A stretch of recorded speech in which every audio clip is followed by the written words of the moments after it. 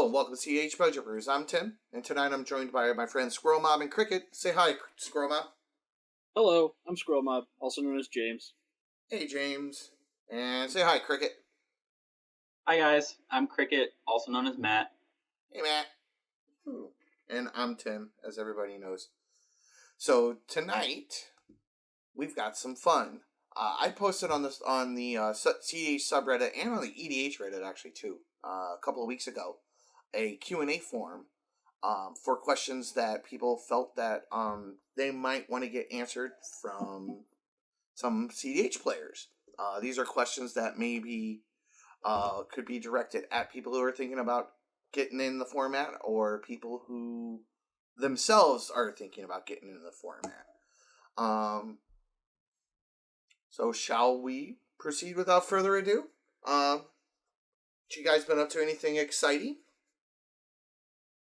Really, the big thing for me is the Major League Commander event that is kicking off on, the draft for decks where the 32 players each chose 4 decks off the deck list database was May 1st.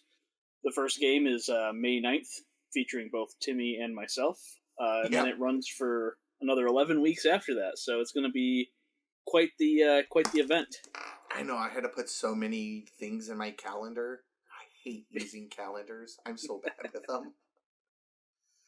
But I had to. And what about you, Cricket? What you been up to, man? So anybody who's seen or joined the Grixis Mean Girls Discord server, I'm actually in the midst of working on a huge overhaul to try to breathe some life into the server and hopefully bring some fresh brews so that we can really just fully explore every aspect of Grixis that exists out there for both cEDH and EDH, and maybe even Conquest. We'll see. There's been a lot of buzz about Conquest lately, and I sat down with Wedge not too long ago, and it seems like it's got some legs. Like, I keep, kind of, tinkering with making a deck, but I don't know. I haven't quite been inspired yet, I guess, at the end of the day. It's for people who like it, and it's, I'm glad it exists for them. It's not my cup of tea, but, it seems like a lot of people have put a lot of time into it. It seems like there's a lot of thought that's gone into it, and I appreciate that people are doing that, even if it's not, what I'm doing. It's a great budget option, that's for sure. I hear that banning the reserve list does that. Yeah, well, banning the reserve list and a lot of the non-reserve list cards that they banned tend to be on the more spendy side. I mean, it's not that decks are, free, but, some of the lists me and Wedge were looking at were, fully optimized, and, fully optimized meta decks were, $800-900, fully. And yeah, and that was the high end of it. Most of them were around 6, maybe 7. And yeah, the price of a modern deck or whatever. Yeah, yeah, and you could easily kind of pare them down to. You could easily budgetize them and then still be relatively effective for that format. From what we were talking about, I haven't actually played. Me and Wedge we're planning on maybe doing a couple of him and Draw Island Go doing a couple of budget brews for Conquest here in the future. Here, just gotta slot it in. Also, Cricket, didn't you that new oh god, what's that bot called? The multi-server LFG bot. Matchmaking bot. Yeah. Yes. So there is a new bot out on the market, and its purpose is to create cross-server game matching.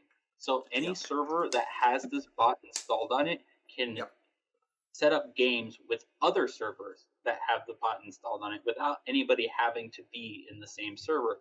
And so essentially what it does is the first person to queue creates a spell table link, feeds it to the bot, and then when the queue fills up, the bot gives that link to everybody who's queued into that game so that you can all start a game. And it's brand new. It just released 2 days ago. Yeah, 2 days ago or yesterday, and they fired off their first game, and it was very successful. And I think it's going to be really, in these trying times, as people like to call it, just kind of a light for people to and I think it's just great to have that cross-server connectivity too, because before you'd have to go and all be in this same Discord and hope to find games, but now you can just be in your regular hometown Discord and find it. So. And the bot does have like multiple power levels, so you can kind of like, they're still working out the exact like the verbiage that they want to use, but like, you can say I want to play mid power or high power, or I'm playing a 6, or whatever their verbiage that they are deciding on, and kind of slot yourself into kind of like different power levels, just for like to give people some basic curation, so that way we don't have a precon going against Corvol, Demon Chain, or whatever. So it seems like it's an interesting concept. The lead dev is a guy by the name of Shuggy Time is his name. And I will leave a link to their matchmaking bot Discord in the description. You guys can go check them out, talk to them, see what you guys think. It's a neat concept. I like the ability to be able to just kind of like cross Discord, where you don't necessarily have to be all in the same place, and then it will group everybody into their games. So that's kind of nice. Yeah, it's kind of one of the more interesting things that's kind of popped across, that kind of run across my desk lately. So yeah. So anyway, so we're here tonight. We're gonna do the Q&A, or some of the questions. We're gonna answer a few of them, give our takes on them, and again, just want to preference everything. These are not definitive. These are just our opinions, and with all opinions, they will vary. These are just our thoughts on these topics. So, yeah. And without further ado, shall we get started? All right. I'm going to go ahead and I guess I'll take the first one. Does that sound good, guys? All right. So, our first one is from Anon. The question is, do you have a question about a particular cEDH concept, i.e. what constitutes kingmaking or spite plays? Is the question that I posted in the forum. His question that he'd like to get an answer for is, how do we adequately define cEDH as a format in a way that doesn't directly or indirectly lead to the pitfalls of groupthink and gatekeeping? Some of the examples he gives is that like some of the treatment of newer players that they're asking questions on the CEDH subreddit, like sometimes a common reply is, just check the database. Your commander isn't on there, so it's probably can't be competitive, or some other types of like some of the larger play discords have certain type of curations that not everybody's into, things like that. So, I will start. So I guess for me, this question's kind of broken up into like 2 or 3 parts. The first part is how do we adequately define cEDH in a manner that doesn't fall into groupthink and doesn't fall into gatekeeping? So that at best is a complicated question. The main issue I see with it is that everybody has varying opinions on it, and there is no concise, definitive answer as this is and this isn't. Very much like how like the power level discussion overall is not concise and definitive. A lot of it is, I have a certain concept in my head of what a certain thing is, and then I'm comparing what I have to that. So, Jim from the Spike Fitters actually did a really good Spike on the Mic episode about this. And one of the things he discussed was like, I might have like a Kami of the Crescent Moon list, which is actually kind of one of my favorite non-cEDH commanders. For those of you who don't know, he's a Howling Mine. So everybody else gets a card before I do. And he's a 1/3. And I tend to build most of my decks pretty high power to begin with. But it's really not cEDH. And I only consider that deck like a 6 or a 7, but it's running Mox Diamond, it's running Force of Will, it's running Mana Crypt, it's running all the things that a mono blue deck would run, and then its win con is Mind Over Matter. But the deck is still like $3,000-$4,000, but it's a casual deck. Whereas other people might view that as an 8, whereas I only view it as a 6. So if somebody thinks their deck is a 4 because it's obviously less powerful than that Kami of the Crescent Moon deck, they might slot theirs down to a 4 based on that knowledge. Or if they think that, maybe it's a 5. So a lot of times it's like, I forget the exact term to use, but it's kind of like you're comparing, everything's getting compared to something relative, but what everybody considers is also subjective as well. Like, certain metas would consider my Kami of the Crescent Moon a 2, even though it is $4.5 grand or $4 grand or whatever. You kind of get what I'm saying? So there in and of itself, like our common verbiage, our common vernacular that we use essentially from the ground up, even from the start of the format, to describe power levels is flawed, obviously. But it's the best verbiage we have. So until we can kind of come up with a universal, like, deck assessing system for the whole spectrum of Commander, I don't think that there's going to be a good, concise, like, very clear way of defining what is and what isn't, because while the top of the format is pretty clearly defined, it's when you start getting down into the fringe decks, the Meta Buster decks, the parasitic decks, the predatory decks, or just even the decks that are just a little bit lower than that, it really starts to get gray and it really starts to get murky, especially when you take into account that a lot of times, especially in localized metas, mostly like offline, like, you don't necessarily see the top of the top as much because people get bored playing that stuff. Like, to be honest, you might see more fringe decks, more spicy decks. You might have that one friend who just likes playing his, I don't know, Gliss of the Trader deck all the time. And that's fine. But again, like, that doesn't lend itself to a very, like, objective classification system.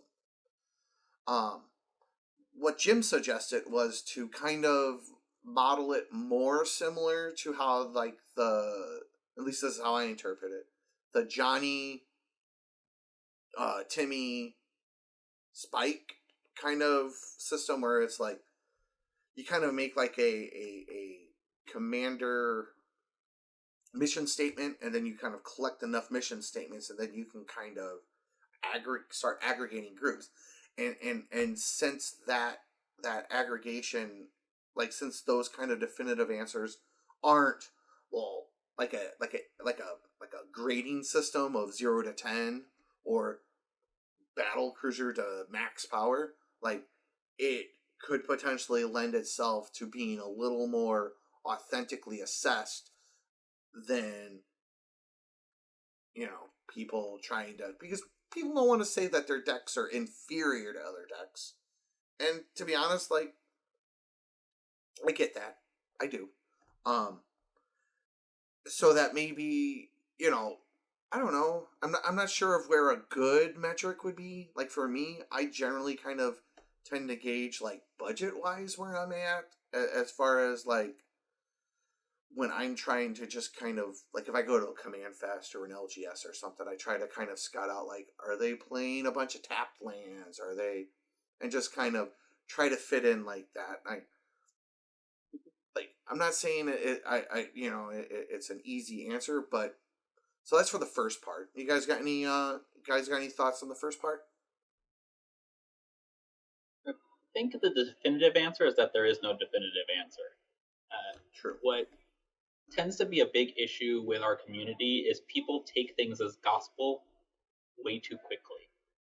We saw it with the cEDH tier list that came out years ago, everybody before the database, that was the thing that people were like, check the tier list. Your commander isn't tier 0 or tier 1, so they're garbage. And then the same thing started happening once the database came on board. Is people started taking the database as gospel, and what people realize is it's not gospel; it's guidelines. It's here is where historically and from what people's play experiences have seen is something for you to gauge on, but it is not the end all be all. And I think people take that to heart too quickly and too easily because they want an answer. They want to be able to say, yeah, check the database, because otherwise they have to get a little philosophical with it. And there's just so many nuances, and it's very easy to get those nuances wrong. And I think it goes back to nobody wants to be wrong. Mm-hmm. Right. Definitely. I actually think the first and second part of this question are innately linked to each other, which I'll get to in a minute. But I also think the first part of this question is also flawed in its phrasing. cEDH is not a separate format. It shouldn't be defined as a separate format. It's not. It is still EDH. It is still Commander. It is Commander taken, turned up to 11, but it's Commander. And we know this because the difference between what is high power and max power Commander, that line is very blurry and depends a lot on what you're doing and who you're playing with and all this other stuff.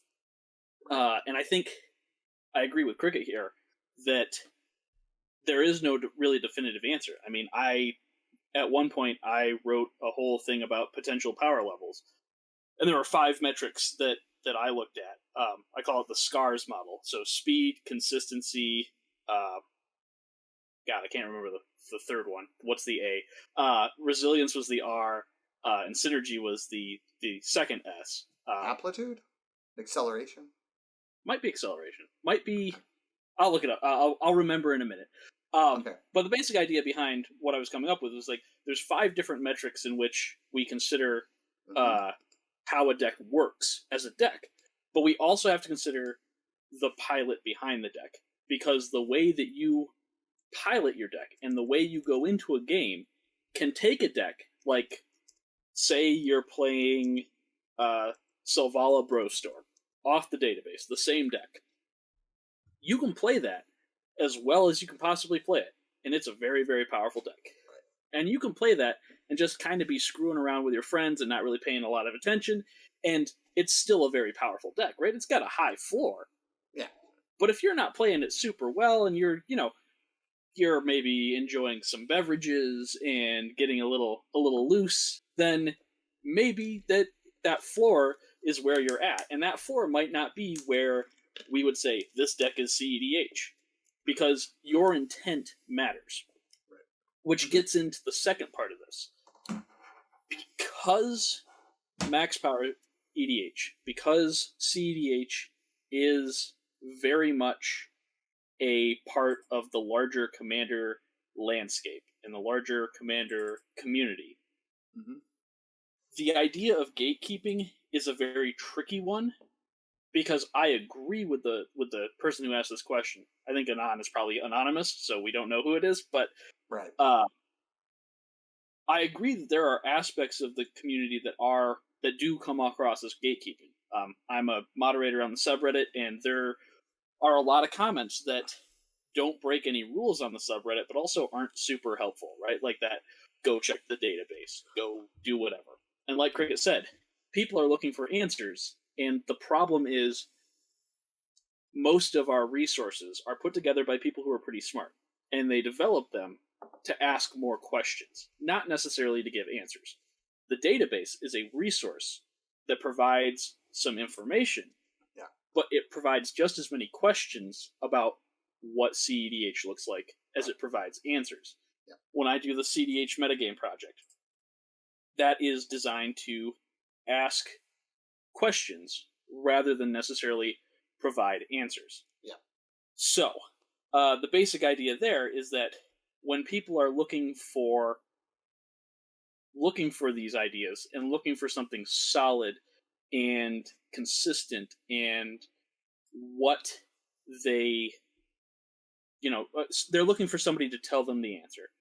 And that doesn't work in Right. EDH, and it doesn't work in cEDH because cEDH is EDH. Yeah.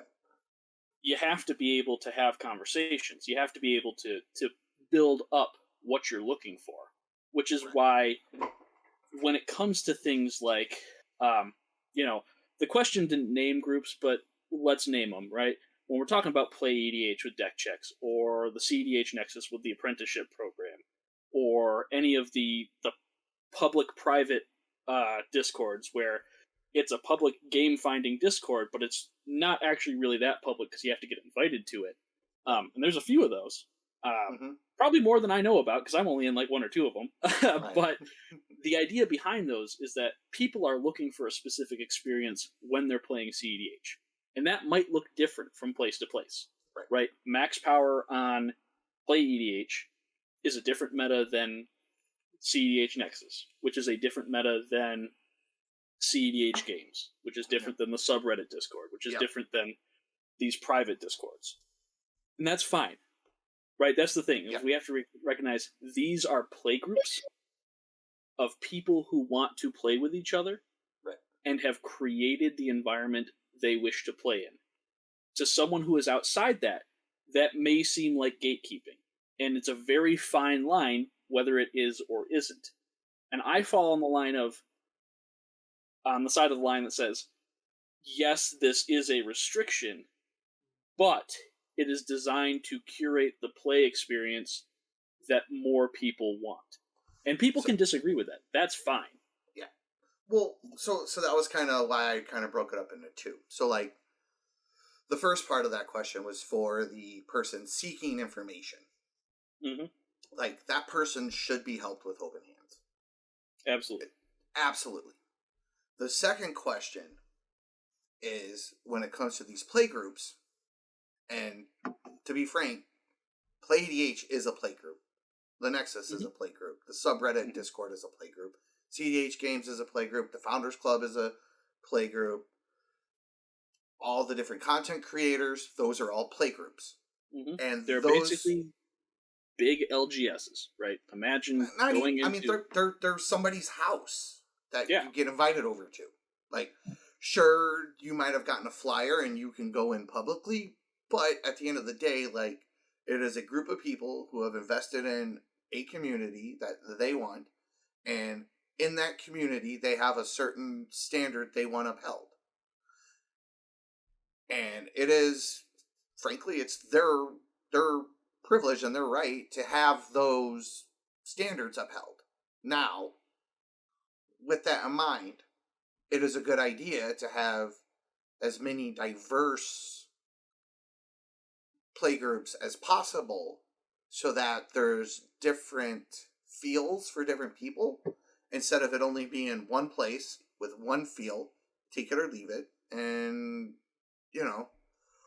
so I guess kind of the TLDR of that is that those types of environments, as the outsider, like you said, might kind of come across as gatekeeping to you as the outsider, but at the same time, it's also the standard that group wants to uphold, and it's they're in a position to be able to do that, but also at the same time, like, there needs to be multiple places with different environments and different feels so that there's more options.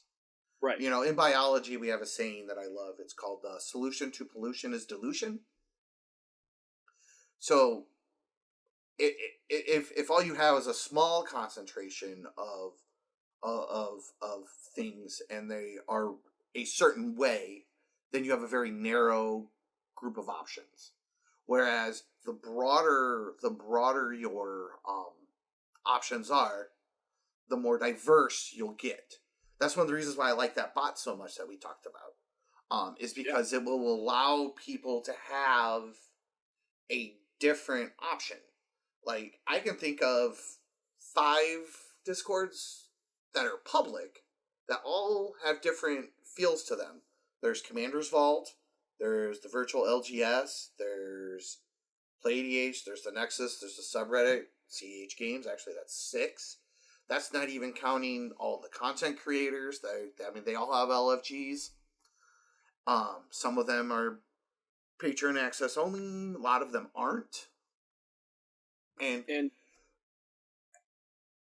having those environments and making sure those environments are promoted and talked about and known about is probably, for me, the most essential part to it, I guess. Because, oftentimes if you live in a town, you might have one LGS accessible to you. And if you don't dig the vibe there, take it or leave it. But online, we have all these different options. And the other thing about it is, the time that, so full disclosure, I do admin work on the Nexus, but realistically, I'm the quietest admin because I don't do a whole lot. But you do paperwork. You do yes, basically. But the basic idea, is that on all these Discords, whether it's Nexus or cEDH or the subreddit, the people there aren't looking to exclude people. Nowhere are they looking to say, no, we don't want you here. We, go away. They're looking to promote a specific environment in a way that they deem positive. And as an outsider, we may or may not agree with what that looks like. But that's so that we have a lot of options. And what goes along with that is that on all of these subreddits, you will run into helpful people. Most people on these subreddits are helpful. Some of them maybe come off a little terse or a little standoffish, but we also have seen, for a long time, when somebody comes into a place and disagrees with the way it's run, they're not looking for a conversation about why it is the way it is. They're looking for validation of their opinion. And these play groups, as Timmy said, they're under no force to no requirement to give you validation of your opinion. They are set up in specific ways for specific reasons, and that's why there are so many different ones, because people who are in one play group have disagreed with the way another play group is run. Yeah. That's totally fine. Yeah, exactly. And to be honest, most of the time, a lot of those open LFGs anyway just wind up simply being a clearinghouse for private play groups to be formed. I mean, I don't know how many content creator groups, large and small, started from people playing together and vibing, and then they start their own thing. You know, and yeah. I mean, look at some of these conglomerations of content creators that are out there. Mind Sculptors are people from various different parts of the country and various different Discords that they've all been on, but they all got to know each other, like each other, make good content. Same with, Lab Maniacs when they were together, or the new iteration of Team Turn 3. Like, the old one used to be a bunch of guys in Montreal, like Pongo and his buddies. And now it's, Pongo and Scoots and Spleenface and a couple other people. From all over the place. And these are people who got to know each other in these groups and said, we like the way we do things together. Let's keep working with it. Yeah, I mean, it's kind of like a both and. It's like,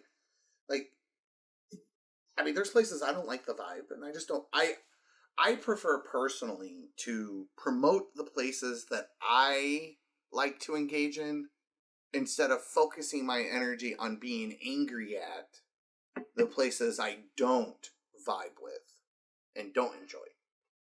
Like, there's places I'm at that you don't hear me talking about, and it's mostly because I'm just not super into the vibe there.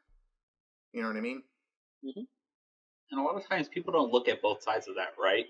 They're the people who curate those servers who are like, well, why doesn't everybody like us? What are we doing wrong? And it's like, well, it's not going to be for everybody. And then on the same side of the coin, the people who are like, oh, I hate this place, like, screw those guys. It's like, well, you don't have to like them. Nobody's forcing you to stay here. You can move on. You can join another one. You can create your own. Like, nobody's holding a gun to your head. Yeah. I've got tons of play. If anybody has a hard time finding a place to play, I can give you a list of Discords that you can check out, and they will all have distinctly different feels. And the other thing is, most of these places take feedback if it is presented in good faith, right? The thing is, if you're going to come in and yell and, to use an analogy, if you're going to come into my house and take a dump on the rug, I'm not going to let you stay in my house. But if you're going to come into my house and, stay a little while and be a polite guest and tell me something, maybe you don't like my cooking in some way, and talk to me about it constructively, right? We can talk about that. Can you clean your toilet once in a while? It smells like a gym locker in here, Yeah. But you got to get to know somebody first for you to tell them the rug's dirty. Just to circle back to the idea of gatekeeping, on in other ways, I do think we as a community have a bit of an issue with this, and I think there are kind of two reasons why. Mm-hmm. I think they're solvable, but the problem is they're not solvable top down. They have to be bottom up. Yeah. The first problem is that we have a high degree of prior knowledge that it takes to get invested in it. People, when they're brand new to the format, people will say, "Oh, just go check the database." They might not know what the database even is, right? And that's a whole other step. That's the bottom tier. And maybe people are coming in the middle, but answers like that, there should be more nuance to it. Exactly, and more of a discussion. Even if you reference the database as a resource, right, that helps. The second issue is, because of the way that EDH and cEDH have interacted in the past, and when I say in the past here, it hasn't really totally gone away. There's a big kerfluffle on Twitter last weekend about the way that some EDH content creator was talking about cEDH content, and who cares, right? People like to blow that stuff up, and whenever it gets blown up, it makes everybody look worse. Keyboard warriors. Right. And when that happens, we start to see a circling of the wagons. All the cEDH people start to pull together and say, this is an outrage, this is a travesty, blah, blah, blah, blah. Right. We can be upset about it. I'm not saying don't be upset, right? If somebody's being a jerk and says something that's, a jerkish thing to say, it's okay to call them out. And it's okay to say, that's not cool. Right. But at the same time, when we circle the wagons, we become that insular group. And that's when the walls go up and when the gates really, truly get kept. Yeah. And the issue is, if we look at cEDH as a whole, like I said, it's part of EDH. It's not its own separate thing. And if we try to make it its own separate thing, that only hurts us. It doesn't hurt most EDH players. It really doesn't. No. The warmth and invitation in, that's what we need. I'll disagree with you on that point. That's fair. If people treat cEDH like a separate insular format from Commander, what that does is that pushes people who have kind of crept towards it back down into the lower power levels. That's a fair point. That's a fair point. cEDH does serve as an important safety valve on the top end of more traditional Commander. You're right about that. Yeah, and I've as the guy who spends you don't even want to know how many hours a week I spend engaging with people who have a play group, they have an arms race, or somebody has a bigger collection, and or somebody doesn't like a certain strategy. I've literally had a guy one day come in, talk to me. His play group had a conversation about not playing so many rule of laws in their format. And the guy who kind of imposed this no rule of law thing or less rule of law thing on their group turns around and just starts playing storm decks. And not cEDH storm decks, casual storm decks, but literally just it was just so he could just show up and just chain a bunch of turn spells together. Really? You know what I mean? And I was like, well, guess you're playing Rule of Laws again, huh? Like, so. Yeah, all right. I mean, that's the thing. You can't be... for any of this to work, because it's a social format, for any of it to work, you can't be a jerk. You just can't. We're a bunch of, Magic players are not very good at social skills. True. And I mean, our community answer really needs to stop being splinter the format. Yeah. Everybody always gets behind that war banner, and it lasts a couple of days, sometimes into weeks, and then it dies down. But it's always just that's all you read about, and it's funny because you read about it on the EDH side of the subreddit, and you also read about it on the cEDH side. So it's like you can't get anywhere to get away from it. Right. I will say this though: we don't see it as often among the bigger names, and I'm not going to say we should necessarily be always deferential to the people who like have more of a name and more of a cachet in the format, but oftentimes they do for a reason, and we see a lot of those types of people. People who have kind of driven cEDH content for a while be pretty universally opposed to that idea. Yeah. So I think that's always telling is, look at the people who've been doing this a while, listen to them. Because it's one of those things where experience matters. Right. Yep. All right. Any other thoughts on this question, or shall we pick another one? I mean, that's a really good question, but I think we should that was a good one. I mean, that was like... milked it. I think we that was like 30 minutes of us yakking about it. All right. Well, I think it's an important question to be asked. It's very important. It was just a lot. We had a lot on it. So, you guys want to grab another one real quick, and we'll move on? Yeah, let's dig into another spicy one here. This one comes from fellow Michigan cEDH meetup member Gates. Hi, Gates. We're going to answer your question. Hi, Gates. So, I'm going to take out the second part of the question, because the first part only is a setup for it. So the second part of the question here is asking, if you're actually playing to win, especially a league or an event, and playstyle isn't as important to you as winning, is there any reason not to go with an established list that has performed well in the past? So my thought on this is that there's always a reason not to do that.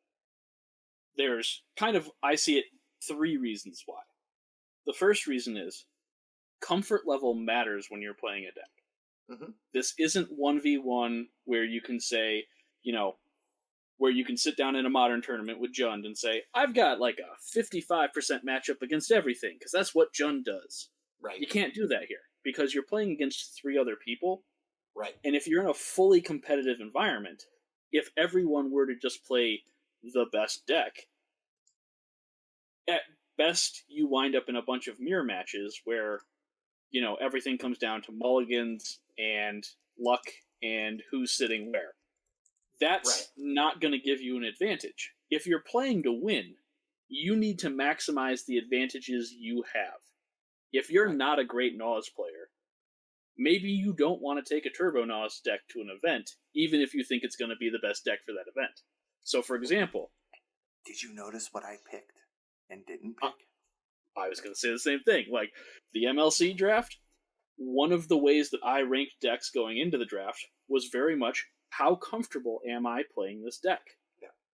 I didn't rank many Naws decks very high, because I am not a very good Naws player. And I will fully admit that. I mean, I can play Naws, just not Turbo Naws. Yeah, exactly.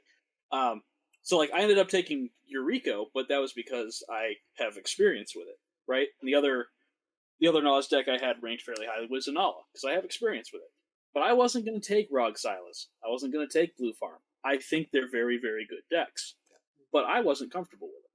Yeah. Because if we get into an event where you're not comfortable with something, you are actually losing percentage to other people if they are comfortable with what they're doing. Yeah. The second reason is because going just based off things that have performed well in the past leans too heavily into limited sample sizes. Wow. You can run very hot for one event and win an event with a deck that maybe isn't the best thing ever. For an example, Spleenface did very well at one of the Tier 1 events with a deck running the new ally commander. What's her name? Tazri. Yeah. And Zerda as a companion. And he did well. He did very well with it. Why did he do well with Tazri? it? Not General Tazri. The new one. The new one that, like, pulls party members from, like, the top 8 cards of your deck. Yeah. It's Infinity. Yes. So, he did well with that. And there's probably a couple reasons for that. One, Spleenface is a very, very good player. He's definitely above curve. Yes. 2, he knows other decks really well, so he knows what they're doing. And 3, that's a surprise factor, right? Now, would that deck necessarily be something that we should play elsewhere, even though it performed well in tournament? No. That's results-oriented thinking. We need to think about the process. What decks have what things in place that you want to put together to be successful? Right. Well, and there's a term for that. They call that playing with old tech. So the way it kind of works in, like, most 1v1 metas, like, especially, like, standard, modern, pioneer, like, things that are very rapidly changing, is that a deck will do really good week 1, and then everybody will jump to that deck for the next week. So then the next level of that will be to play what will be good against last week's decks. Mm-hmm. That's why there used to be an old extended deck called Next Level Blue. Because the whole point of that deck was to see what the ground zero was, and then kind of stay. If you're like a target shooter, you kind of lead your gun when you're shooting at range. Kind of the same thing, where you are playing something that is anticipated to play against what did well, like what showed results previously. So you want to play what's ahead of that. Right. A good example is all of the rule of law decks that have been popping up, because the assumption is that a lot of people are playing Turbo Nas Dockside decks. So you want to play things that punish those. So you have a lot of rule of laws, a lot of null rods. Yeah. And that leads into kind of the third reason why I think just necessarily playing a list that performed well previously isn't the best idea necessarily. It can be a good idea. I'm not saying never do it. But the third reason is many of these lists that do well in these events have been teched slightly to do well in that event. Yeah. So, for example, if you look at the decks that performed well in Time Twisted 4 versus the decks that performed well in Oktoberfest, they're different. And the reason they're different is because those tournaments had different structures, different format they were played in, because one was webcam and one was cockatrice. Different limits on time. So Time Twisted 4 had 70-minute rounds. Oktoberfest had 75. Oktoberfest had 90 minutes rounds. That makes a world of difference. And Oktoberfest was also they used a fluid round method, where you would just queue in, so it was very much incentivized. You would keep playing instead of getting Swiss matchups. Yeah, so it was very incentivized to play fast. And I think the other thing that opens up for is these meta buster decks that kind of come out of left field and end up taking everything, because they rely on that thought process of, I'm going to play these decks that have been proven to improve my chances of winning, and then you get beat out by something like Heliod the Sun Crown, or, Kalia was doing really well in the last tournament, surprisingly. And we haven't seen a Kalia deck in Lord knows how long. Kalia is actually really good, but it's really secretly a Turbo Nas list. Mm-hmm. And it uses Kalia predominantly as a cost reducer for Razaketh to act as a tutor. But how many people know that, and how many people would see Kalia and think, oh yeah, that's a Turbo Nas deck that does this. Right. Mm-hmm. Yeah.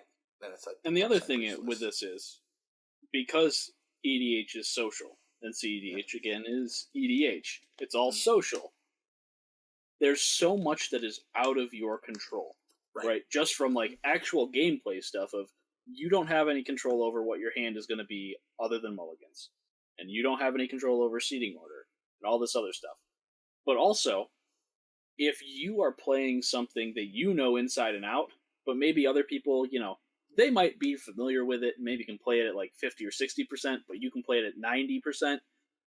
that's going to give you an advantage because they might not be sure what you're up to if you've got some spicy line or or it's a complex deck that has many moving parts and removing the wrong one at the wrong time doesn't matter for you, but it would matter to them. Right. That's another reason that going off the beaten path can be successful. But of course, there's also lots to show that sometimes just taking a deck that you're good with, and that's good in general, can do very well too. To use Spleenface again, he won a couple events with Razaketh, right? Okay. Razakats. Good deck. He's familiar with it. He's comfortable with it. Good player. Performed well for him. Yep. All right. Moral of the story, get good at your deck. Get wrecked, scrub! There you go. There's the meme answer. All right. I think that kind of wraps that one a little bit. I was gonna say, you guys pretty much covered it pretty comprehensively. I don't really have much to add. I did have another one from Gates, actually, I wanted to touch on. Are there any universally agreed upon rules for concession timing? And why or why not? So, I personally only concede when the table says I can concede. And I only do it on my, at sorcery speed. So, a good example is, I'm playing a deck, all of my win cons are gone. Like, all my viable win cons. Like, beating people to death with Thrasio is not a plan. Realistically. Technically, it's a win con, but not really. Yes, I might be playing Finale of Devastation, might be able to make it a 10-10 one turn, who knows. But, like, all my realistic win cons. Or all of my realistic, like, ways to kind of, like, close the game out. Like, let's say I accidentally consult. Like, let's say I tried to attempt to win with consult and I whiffed. Right? I might have 10 counter spells in my hand, but I have no deck and I have no way to win now. Like, I'm not going to stop other people from playing. So what I will do is I will propose that I scoop. If the other players are cool with it. I always ask, personally. Mostly because me being in the game, if nothing else, makes me a speed bump because it affects, like, Tymna attacks, Crom attacks, like, so people can draw cards off of me. It affects people's dockside count. It affects, like, maybe it makes it harder for people to combo because instead of them, like, maybe they have to deal 120 damage. If I'm gone, they only have to do 80, so it makes the math for, like, Laser Bowl, Aetherflux Reservoir easier, like, things like that. So there's a lot of variables that even though, like, I've exiled my entire deck, I have no win cons left, by my presence being there might affect the game in one way, shape, or form.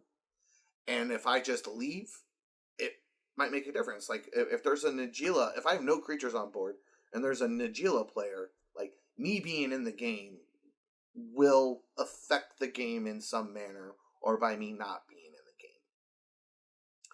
So, I guess my restrictions, I don't know if these are universally accepted, but the most common is at least sorcery speed.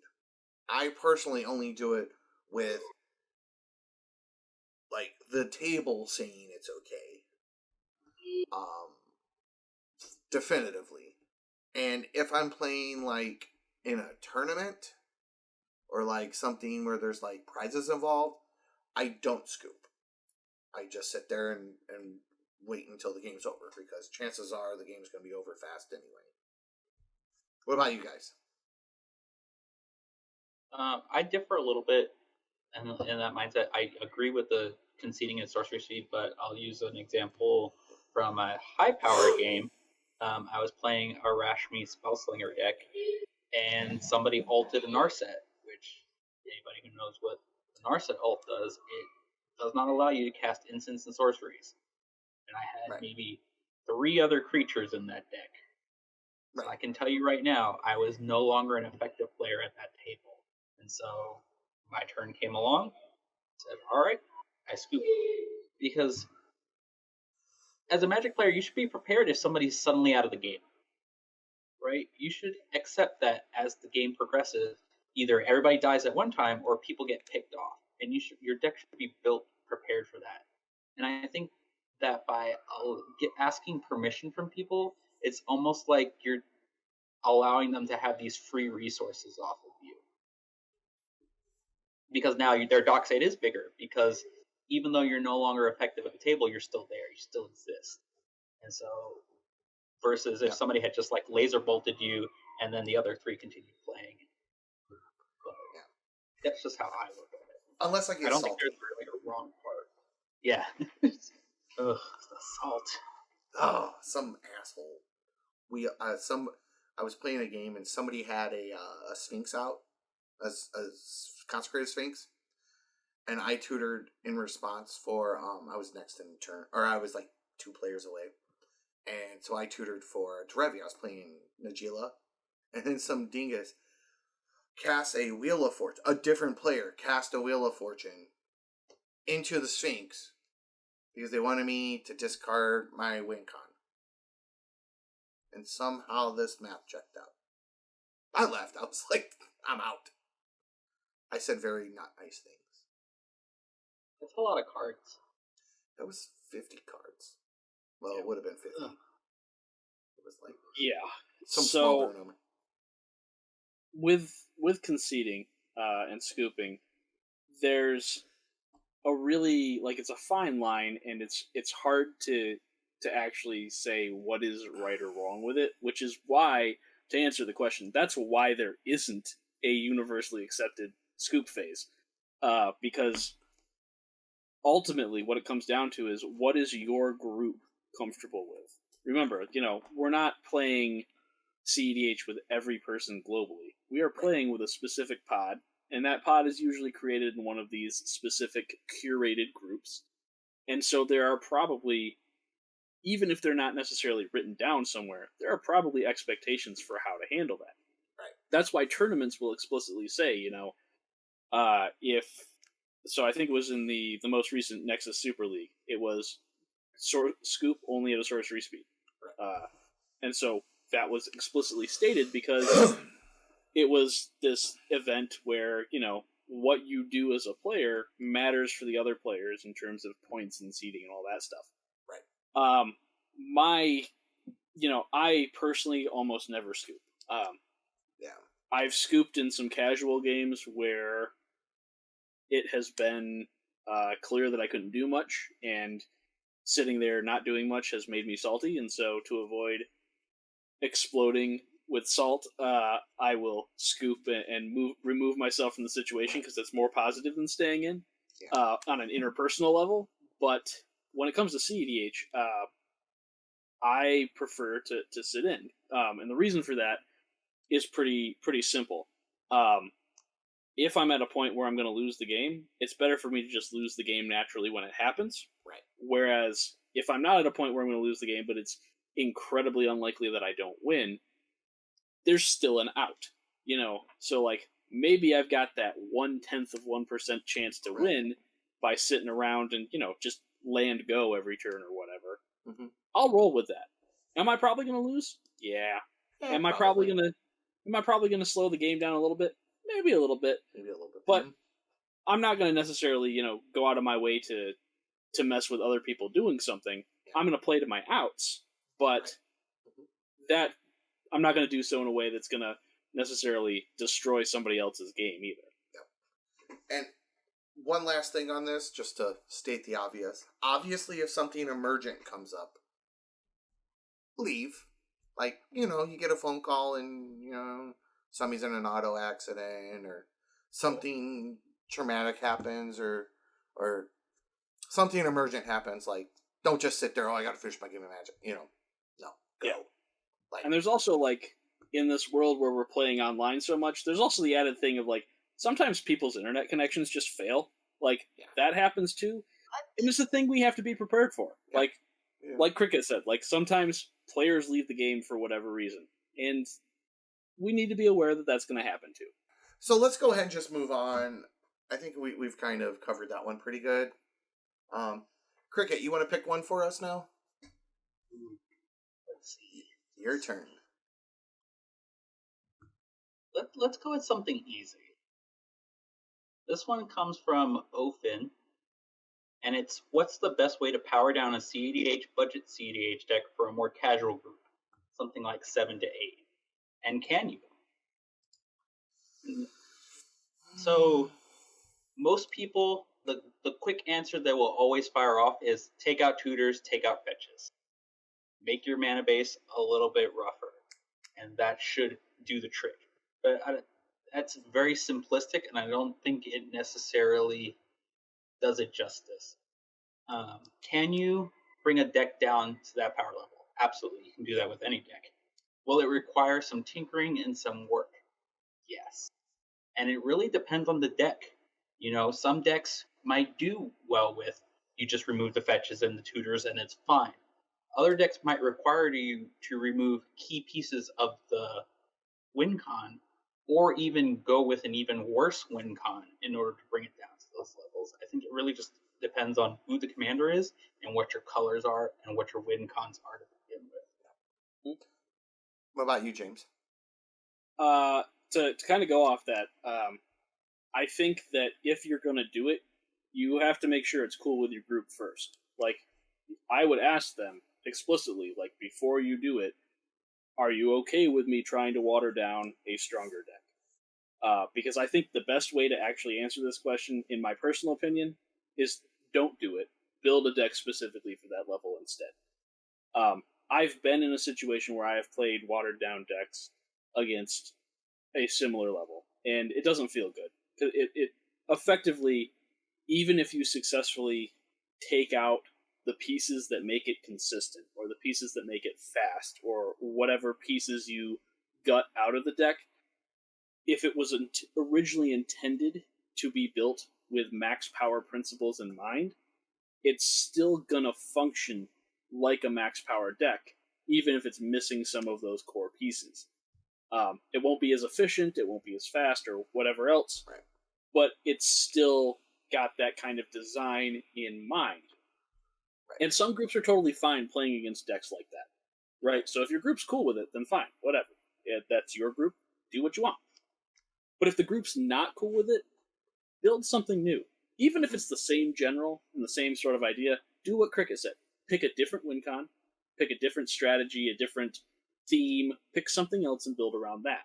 Right. And if you can't do that with a certain deck, like you build Thrasios Tymna and you keep building CST over and over again, you just can't help yourself, then pick a different commander.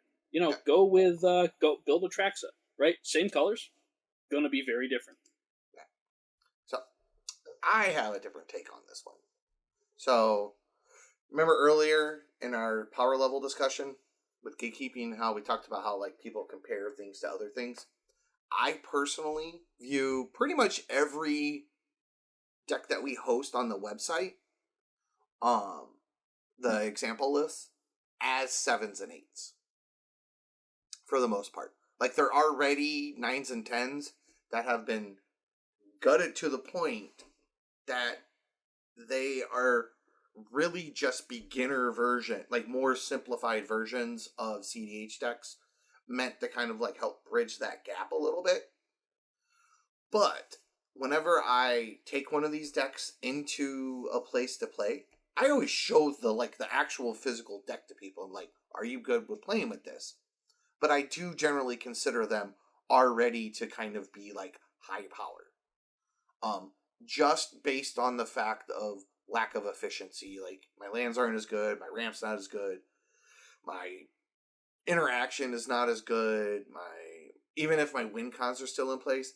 Because, for example, a Braid is not as good at a casual table as it is at a cEDH table. People don't mind you bouncing their value creature as much because they're just going to replay it. You know what I'm saying? So a lot of the cEDH deck building principles don't always translate as well. Like, for example, Dockside. When I play budget cEDH with people, Dockside's not as good as it is when I'm playing like online or playing in a cEDH pod. Because a lot more people are on dorks, or they're on like less efficient mana, so there's not as much on the board, and the games just kind of play out. Like I played Kalia on a stream with Mons maybe about a month ago, and all of our games I had a dock side in my hand just rotting because the dock side literally never did anything more than was nothing more than a Manamorphose the whole game, and I couldn't go off. So I had to like keep trying to find other avenues to go off, and because everybody was playing dorks, because dorks are cheap. Now, is that always the case? No, but it definitely I've found that quite often in my experience. Another thing you can do is like what's suggested is like just take the commander, like take Kess and just build Wizard Tribal with it. Like, it's not going to be the worst deck in the world. You still got Grixis. You could probably still put in some Grixis stuff. And just get just play Kess, but just play a casual Kess. It doesn't have to be necessarily Consult. Not that you can or cannot play Consult, but a lot of it is just having that conversation with people, I think. Just like's been stated before. And I think there is a line. Like, I think there comes a point where you're trying to water down the deck so much that it just becomes easier to just build a whole new deck. Because the work you're putting in to water down is way more work than just building something new. Yeah. I mean, that's literally the reason why I chose $500 for all the hosted decks, is because that kind of puts them in, like, the upper limit of most, like, casual players' good decks. So that way, when people, like, break out the deck to be serious, like, you can play something like this and it won't be too, like you might be slightly more powerful or you might be slightly less powerful based on what everybody's doing. So, I don't know. Like, playing Blood Pod and a casual pod, like, my 2/2s don't get through. like They have they blockers? don't. What? Right, yeah, like, they don't care about rule law because they're casting 7 drops. Like literally, my friends, my local guys that I play with sometimes, they all play casual, but they all play, like, pretty much budgetless casual. Like, they all have dual lands, Force of Wills, like that kind of stuff. And they wanted me to play Blood Pod against them when I had it built. And, yeah, just, like, I'm like, sure, I got Tim out on turn 1. I got 1 attack with her. Drew 1 card. Mm-hmm. So they play what I like to call command zone casual. Yeah. Mm-hmm. Yeah. There's kind of an odd situation with that too. Is like, this is why I go back to the idea of usually it's just going to be better for you to build something new, right? Because as much as you want other people to be able to have fun doing their thing in those power level pods, right? Because if you're talking, that mid high power range, you're probably talking about interactive games, but still people are all going to be able to kind of do their thing. Yeah. The thing is, you don't want to just be a speed bump either. No. Like, if you've got a cart with 3 wheels, I think they said this in the MLC coverage, and I like this analogy. Right? Yeah, if you've got a cart with 3 good wheels and a squeaky wheel, like, yeah, you can deal with a squeaky wheel, but wouldn't you rather just have 4 wheels that work? Right. Mm-hmm. And I think that's a big part of it. Well, and that's kind of what I wound up doing. It was my personal pod list winds up running creatures like Sun Titan, Inferno Titan. I run, a lot of times I'll run Tendershoot Dryad.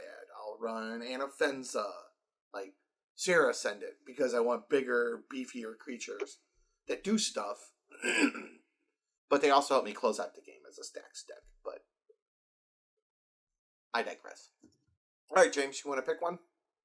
Yeah, so this one is an interesting one that I think is worth digging into a little bit.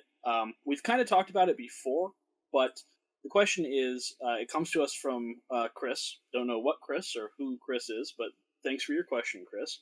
It says, I would like to know what is a spite play so I can adjust it in my non-cEDH meta, as I have been accused of doing it. So I know that in a previous video, we've talked about spite plays. Yes. And it's kind of hard to put a pin on just exactly what a spite play is. Right.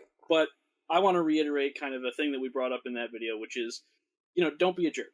Be a good neighbor. And if you're if you cause someone to walk away from a game because of a play that you made where they feel, it's the end of the night, or maybe it's the beginning of the night, and they walk away from the game and they don't play again that evening, that's not good. And you want to think about, is this play relevant in the game? Is it actually doing something? And is it based on what's happening in the game? And those are going to look very different from game to game. Mm-hmm. If you're playing in a more traditional meta,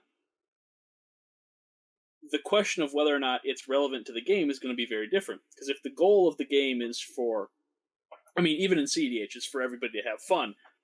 But if the goal is, people want to have fun kind of doing their own thing, and you're doing stuff specifically to stop them again and again and again, maybe somebody wins the first game of the night, and you spend the next 3 games just attacking that person, that's not helping them. That's not them having fun. And it's probably not you having fun either. Right. Yeah.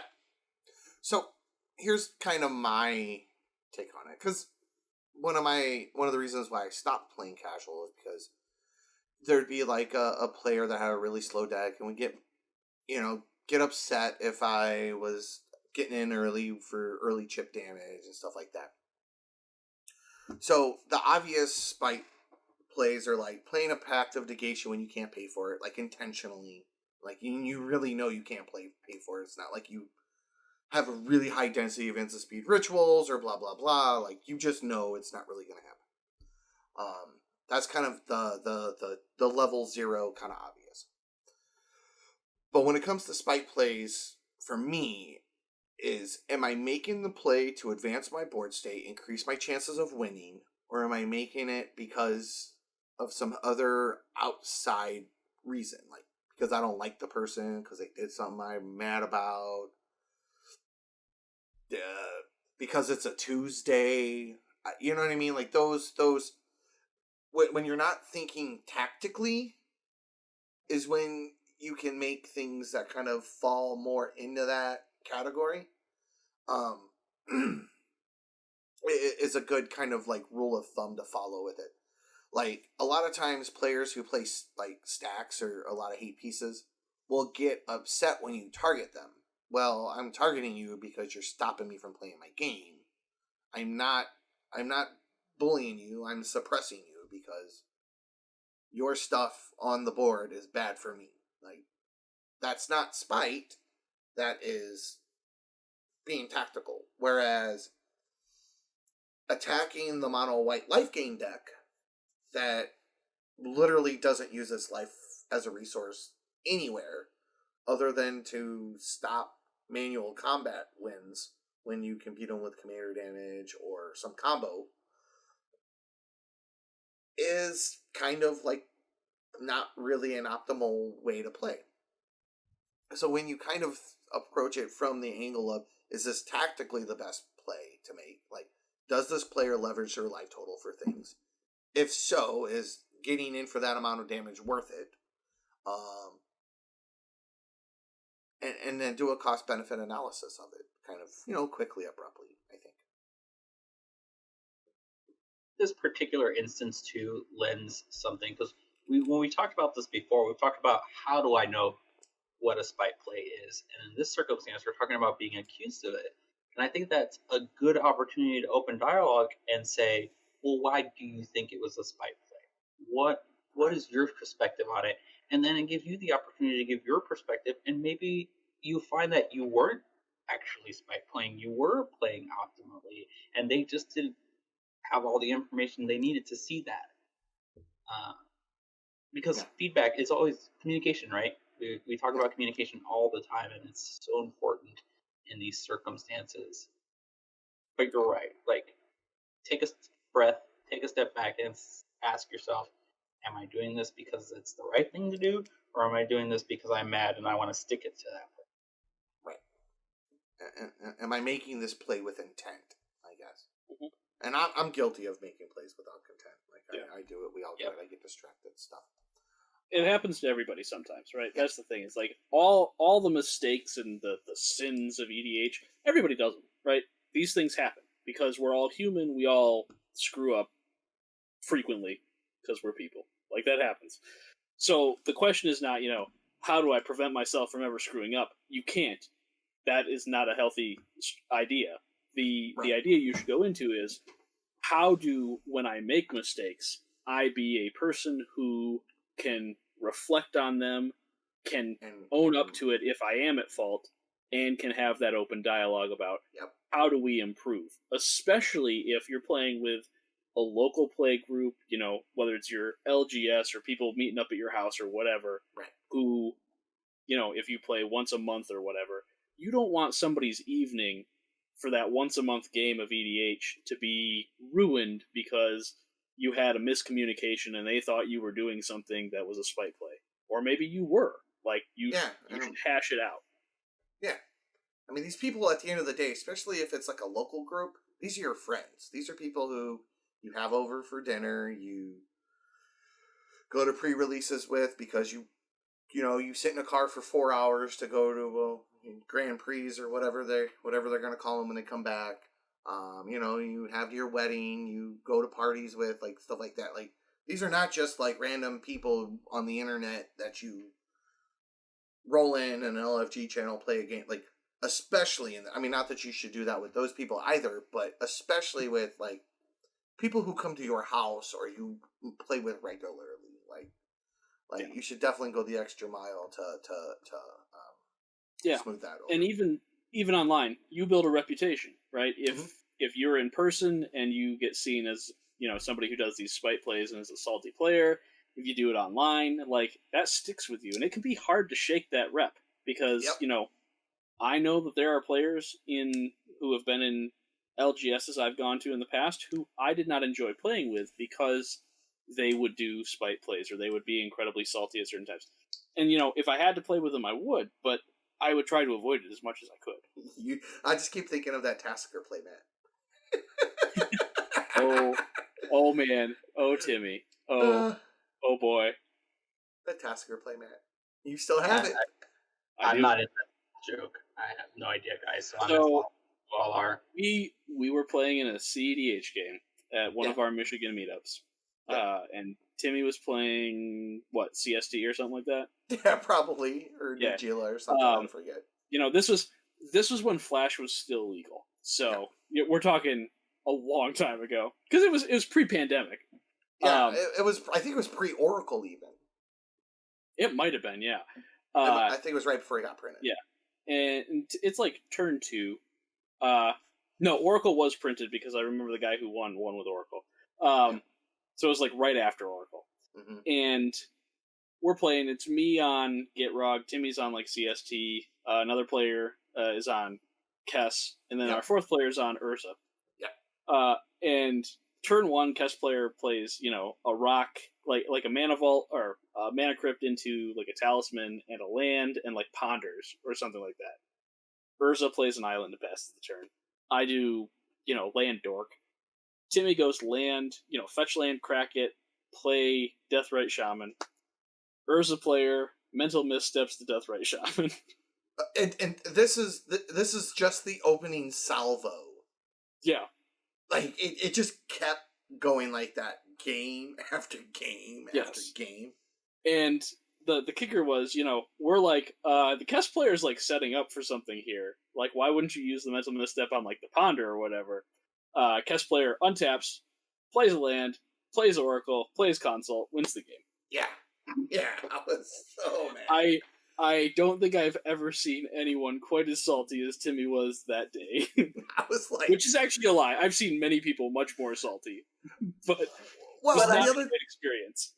Timmy was obviously going to win the game with that Deathrite Shaman, guys. Like, let's be real. It's his super secret deck. The justification that was given was that the Urza player said, I can't win through Deathrite Shaman. To which we were all like, what? Like, everyone at the table was like, what? And that was the justification that was given. That was what has happened. Yeah. And I'm like, well, it was not satisfactory. What about the frog player? Like, I can eat their lands. Kess player, I can eat his spells. Like, and the winning line with Urza is you just Narset reversal the Twister at the time. Like, that was the way you do it. or the Echo Aeons or whatever. Yeah. And then it happened a couple, he kept at it, just game after. We played like 2 or 3 games, and it didn't improve. No, I think I got a land with a wild growth on it, maybe strip mined or something. I was like, assassin trophy. I don't remember, but I was like, wow, it was a hot mess. It was a hot mess. So he still got my Tasker playmat. Yep. Because that was the last meetup before because the next meetup was supposed to be Grand Prix Detroit, which got canceled. Yep. And Timmy left in a quick motion. Yeah, I was out. I was like, boom. He left at instant speed. Indeed. I was like, game done. All right, I gotta go. Click. All right. So let's move on to the next question. Now that we're done getting you in on the inside joke. So this is actually one of the older questions from one of the previous releases of the questionnaire. This is from Devanta.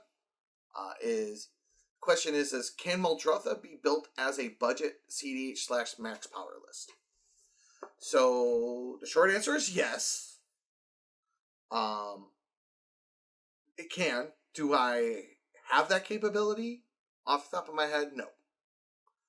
Can I help you get resources to maybe be able to do it? Yes. I do know that LED is pretty important to the conventional combo, but there might be some other combos that you can have access to in Simic, or not Simic, Sultai. In addition to the usual suspects of Consult Oracle, yeah.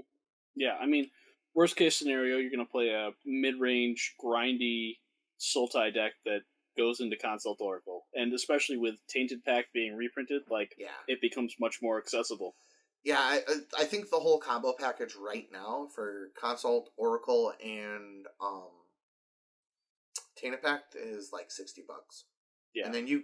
And then playing Muldrotha, you can double down on that with like Labman or Jace, because Muldrotha's ability allows you to just replay. In fact, actually, now that we're thinking about it, I'm not going to say it's great. I'm just going to say it's a thing that does work with Muldrotha, and it does involve Consult Oracle, is you can play Divining Witch. Yeah. True. Because Divining Witch is a permanent, so you can keep replaying it. Mm-hmm. Now, you can't necessarily replay Divining Witch and Oracle on the same turn, but you could play the Divining Witch plus the reanimation spell, like Animate Dead or Dance of the Dead or Necromancy, or like a Labman Jace or something, and work it out like that. But it is going to be more clunky. So, because the Phantasmal Image combo with Muldrotha requires LED to work. Yep. It does not port, unfortunately. It's like Bomberman. Bomberman doesn't port over either. Right, and that's one of the things about budget cEDH decks. Like, we can still, there's a lot of generals you can budgetize, but some of them you have to change the core packages of, because... Yeah, not some all of of that them stuff's scale. just too crazy. Yeah, not everything scales equally, let's put it that way. Yeah. Alright. That was a quick Well, we got one. another question from Devante, or Devonta. I'm going to assume it's Devante, but I don't actually know. Sorry for mispronouncing your name if we are. Yeah. But they also asked, is breaking a deal with a player acceptable in cEDH? So the answer here seems like it'd be really simple. It's a little more complex, unfortunately, as with many of these social things are. Because on the one hand, right, if you think of cEDH being, we're playing to win, then making a deal and breaking it isn't necessarily something that goes against that idea. Mm-hmm. But just playing to win doesn't really encapsulate all of what cEDH is, because we're a community within a larger community of EDH players. And within that community of cEDH players, we've got smaller communities on each Discord. And so it's one of those things where you build a reputation. And most players are not going to want to play with you if you're a person who aggressively uses in-game politics in that way. Make a deal, break a deal. that's something that will stick with you. And so while it might not be morally incorrect to do it, it might actually be the right in-game play to do. It sticks with you, and you might get that reputation of being somebody who people don't want to play with. Because again, this is ultimately a social format. It is. My take on it, the short answer is no, don't break deals.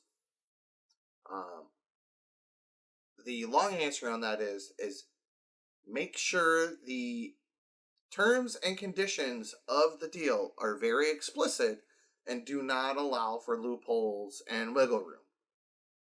A good example is a person has a commander and has lethal on board for me. And I will make a deal with you, James. If you do not attack me this turn, I will not kill your creature. Okay? Seems like a good deal, right? On paper. I have Consult and Oracle in hand. So if I make it to my turn, I won't blow up your creature. Or I'll say I won't kill you. I'm not breaking the terms of that agreement, but I'm still going to win the game on my turn. That's just kind of like a example there. It's kind of like thinking of if anybody plays D&D or is familiar with like stories from Middle Eastern cultures or South Asian cultures with genies and jinn and whatnot. Oh, the jinns, yeah. Yeah, or like casting the spell Wish in D&D. Like, you got to be really explicit with how you word it, because if you're not really explicit, it's going to be twisted in the way that you don't want it to happen. Right. Yeah. What about you, Cricket? I am very much a person that doesn't like to get myself into circumstances where I feel forced to break a deal. And so I either don't make them or I make them very explicit, like you said, because I don't want that reputation, but at the same time, I do understand that politics is a part of the game, and sometimes you just have to play politics. Otherwise, you're going to lose, or somebody else is going to win. Because you can play politics, too, when it comes to countering things and interaction. You know, you can say, hey, I don't have this interaction, but you have this interaction. If you play it, I will do this for you. I can back you up. Yeah. And so I think it's just very important to know your play group and know where they stand on these things. Because maybe you guys are okay with people breaking deals and you just accept that as part of the way that your group plays. Right. I think it's right. I don't think that's an overarching answer. I think it's a play group specific one. Yeah, I think that's. I mean that's a good kind of a good generalization though. I mean, a lot of these you kind of without the exact context, it kind of gets a little bit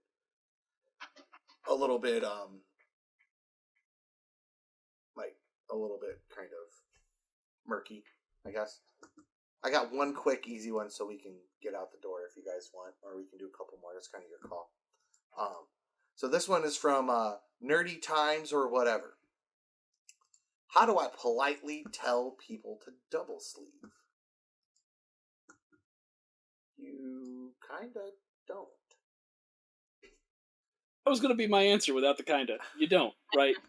At the end of the day, it's not your stuff. Yeah. I mean, I would, say, hey, I would strongly suggest you double sleeve because it'll protect your cards and I'll help you. Mm-hmm. Sleeve it up, at least the first deck. But a lot of people don't like playing with double sleeves. I didn't for a long time. It literally was not until I took my entire collection, basically one deck at a time, and double sleeved it. Now I'm double sleeved. It's time consuming. You have to buy the sleeves, which, if you're working on a budget already, it's worth the investment, but some people don't realize that. Right. And, I mean, at the end of the day, some people, they just want to slap a rubber band on their deck and go to town, which... Put it in a sandwich baggie and drop it in a lunch bag. Does it make me sad to see it? Yes. But am I going to tell somebody that's not the right way to do it? No, because it's none of my business. Now, I think in the same vein of that, people who tap cards when they are pointing at them, or they want you to rotate it, or I think that's a conversation you can have with somebody and tell them, hey, do not dig your nail into my card because I don't want dents in it. Yeah, you don't want to have somebody pecking at your card. That is very true. Or just touching other people's cards in general. Like, it's polite to ask first. Right. Yeah. Please don't touch my stuff. Please don't. Especially if you, like, mash them. Like, just I do that, but I do it to my own stuff. Like, that's okay. It's my stuff. Don't you touch my stuff. Yeah. Any other, do you guys want to cover one more, or you guys want to... Yeah, there's one more, and this was asked by Chrome, which I think this is a fun kind of topic to end the night on, which is, the question is, assuming I can proxy limitlessly, what would be a good set of decks to proxy up if I wanted to put them against each other? Like if I wanted to build a cEDH pod for my friends and myself. So, I personally would say pick 10 or 12 lists off the database that are broad enough to cover a few different angles. So, like, I would have maybe a couple of the Turbo Naws decks, maybe a couple commander-centric things, like maybe Gitrog, Elsha, a couple generic mid-range decks, and, like, one or two that just seem spicy that you like, a couple Rule of Law decks. So that way you have a variety, and you can kind of see how things line up in different combinations, right? Because, like, a pod with 2 Naws decks is going to be very different than a pod with 1, or none. or 4. And I think I think a lot of people, when they start to put together a communal cEDH box of decks that people can pick up and play, they'll make a deck of one type, and a deck of one type, and a deck of one type, and you won't get some of those more nuanced interactions from having a more diverse pod. Right. Yeah. Or a less diverse pod, I guess. Yeah. So it really depends on how much time you want to spend, but, like, for me personally, what I like to do is I like to have 1 or 2 decks, maybe even 3, on hand for me to play. And then for each of my other opponents, like my other friends in my group, I like to have a couple of decks to, like, for them as well. So, like, if I was to build a 12, like we'll just say 8. We'll say 8 decks. I'm gonna pick 8 decks. I would pick, like, 2 for me and then 2 for each of my friends that will fall into the general categories of what type of decks they like to play. Like, I have one friend who loves playing elves, he loves playing tree folk, he loves playing big, fat, chunky creatures, and just, that's all he ever wants to do in life. Or he wants to play Pox. He's that guy. So you just built him Kess, right? Like, sure. Instants and sorceries, and I would build creatures. him Savala, which will kind of scratch. I'll probably build him or Morrowind. Actually, I'll probably build Morrowind, and then I would build him like Nath or some type of, like, Golgori, something that is not Gitrog. Yeah, because he won't have fun playing Gitrog. So I'll try to roll. What? Yeah, Lathrol or Dina, I think, is the new one. Yeah, or Varolz, like Vorol. Yeah, he'd probably have fun with Vorolz, or maybe even, like, instead of doing that, like, build like the Mardu, like a Mardu Reanimator or whatever, like the something like that. And then I would kind of do that for each of the anticipated friends. Mm-hmm. But I would also probably build 4 budgetized decks that are one of the decks that I built them budgetless. So what I would do is I would have, like, the fully optimized version, the more fiscally obtainable version, to kind of, and so that way they can kind of get a feel of, like, what would separate something that kind of starts to like have a semblance of a cEDH deck versus, like, something that is very rigorously tried and true a cEDH deck. Mm-hmm. And take that tack. Yeah, and I think going along with what Timmy said about like what your friends want to do, I think you also want to think about what is the end goal of this. Is the end Right. goal to just play cEDH with your group of buddies? Because the decks you choose for that are going to be different than is the end goal to get your buddies into the broader community and start having people playing online and whatever else. Or Because I just in would the pick local community. right, I would pick decks that are more well known and maybe not quite as spicy if I'm going with people who want to start diving into the bigger community. But if it's just dipping our toes in and we're playing decks Right. we think are cool, then pick whatever. Right.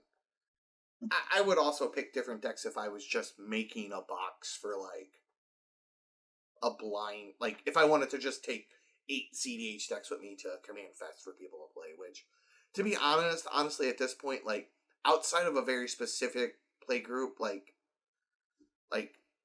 people either want to play or they don't. There's usually and at that point, I usually just kind of have extra things on hand for them just to hand somebody something. But I don't like I just from my experience of like going out in the wild, like I'm not gonna walk up to a pod like a group of players playing Commander, like, hey, do you want to play cEDH deck? They're not really gonna like most of the time. I my impression is they won't just say, oh yeah, let's do it. Usually it's either they're already into it or they're not. Personally, I mean, obviously, the correct answer here is 8 Grixis decks. Because that's right, Cricket. The brand is strong. God, just brand. Tavesh, you're like, I got Kess, Anala, Jaleva, I got Roger Silas, I've got Tavesh, Clark Silas, Tavesh Crom, Jessica Armix something. Crom. Yeah, just like, just all the Grixis. Man, like, they're all different. They are. They are. They only share about 70 cards.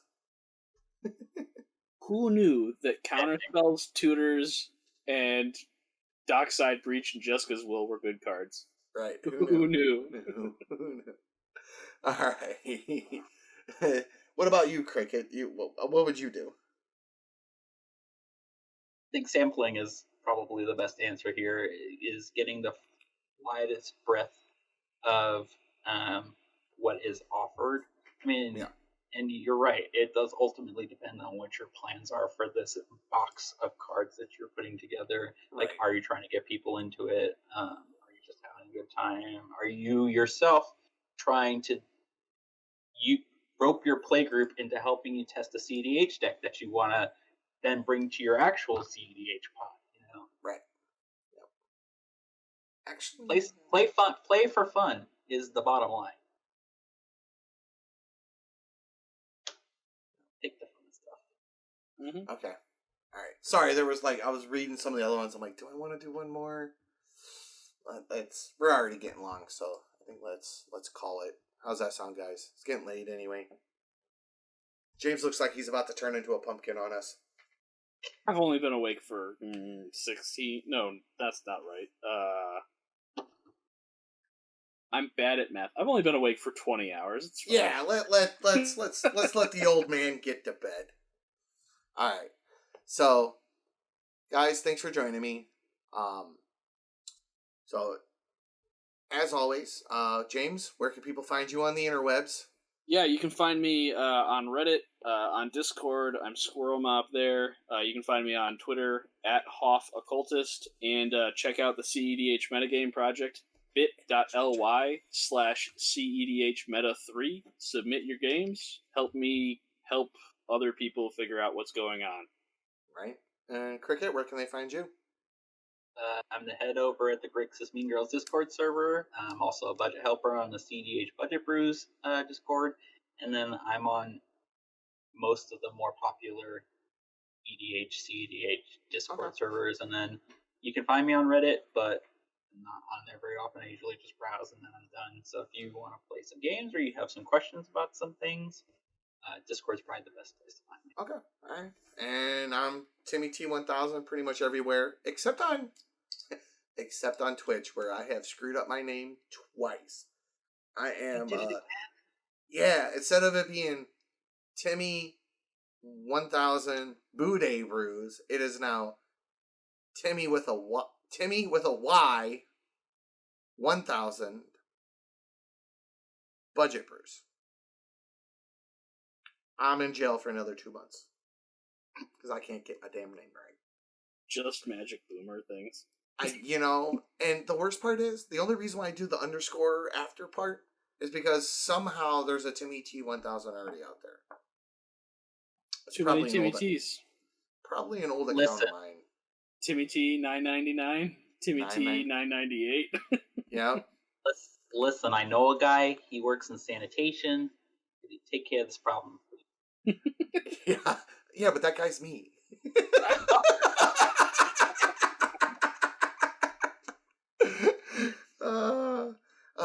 Well, thanks for joining us. If you guys have made it this far, please and you enjoyed what you heard, please hit the like, share, subscribe. If you'd like to help us out, keep the show afloat, you can go to patreon.com /cEDH_budget_brews. Give us $1. It helps keeps we get better equipment. I'm learning how to use Adobe Premiere to help fix our audio, so hopefully it's gotten better over the last few episodes.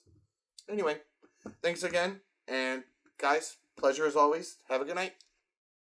Bye, everybody.